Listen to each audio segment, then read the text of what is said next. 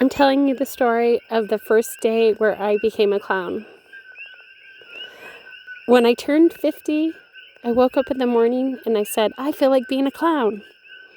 I put my clown outfit on, and I was a true clown. I went to town and I sang and I danced and I played with all the people that drove by, and I was like doing the moonwalk and I was like dancing and waving at everyone, and I was a clown. I had my wig on, my red wig, which went up like 8 inches. It was a really big, huge red wig, and I had my clown outfit on and my big Mickey Mouse hand gloves, and I was talking to kids and waving at kids and having a really good time. And that was my first day I became a clown. And I decided I was going to be a clown. Basically, I decided I was going to be a clown for several days in a row, including Halloween. And so I was a clown for my birthday. And the birthday was at my second home. And I was just so I just knew I could be totally myself. I knew I could be totally free and totally cut loose. And I was so blissfully excited. I kept going, ah! And I just started shaking my hands and getting really super excited. And I was like, I really felt like I was like the happiest girl, you know? And so I was the happiest girl for several days in a row. And I was so blissed out.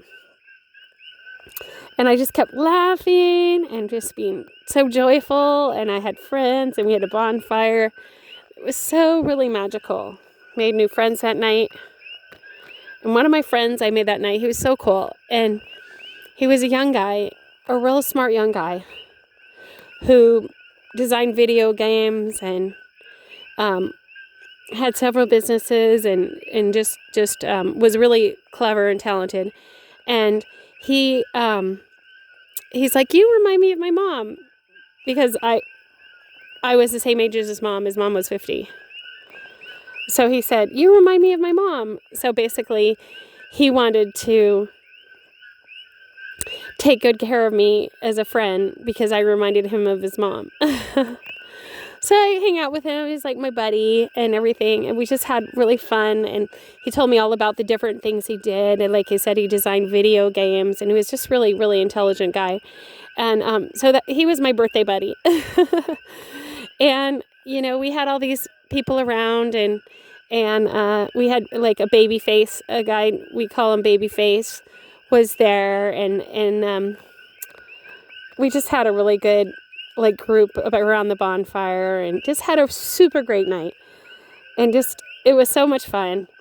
And just one of the best days of my life. And it just feels like all the stars lined up on your birthday and you can just have the greatest time of your life. And so we just had so much fun. And then I woke up in the morning and I saw one of my friends named Dragon, and he's a fire blower. He blows fire. And so I saw him in the morning. I was like, wow, you know, really intense. And it was good to see him in the morning because he was like the only person I seen. And then I just left real quietly, and I was like, wow, you know, felt so good to be a clown. You know, felt so good to be a clown. And everybody is like digging on the clown thing. And the girls were so sweet to me too. I'm remembering how fun the girls were to me. And it was just a special night. And then the next day, I was a clown again. I was like, wow, I'm really going to make use of this clown outfit. And so I was a clown again. And, well, I decided to be a little different. And I decided to be a vampire bondage clown. The outfit it had to take a different twist because I'd already been a clown for like a whole day. And I had to just be a little different. So I found a cape. And I found some handcuffs. And so I'm walking around and I'm like, hey, I'm a vampire bondage clown. So I'm walking around telling everybody this. And I go to this Halloween party and I'm being the vampire bondage clown. And it was just so much fun. And like everybody was digging on it. You know, they were digging on my outfit. I'm running around, I'm handcuffing people, and being a vampire, handcuffing on people, and they thought it was so cute, and I'm like, wow, I love this. This is fun on Halloween. You got to do something a little different. The vampire bondage clown is working. It's working.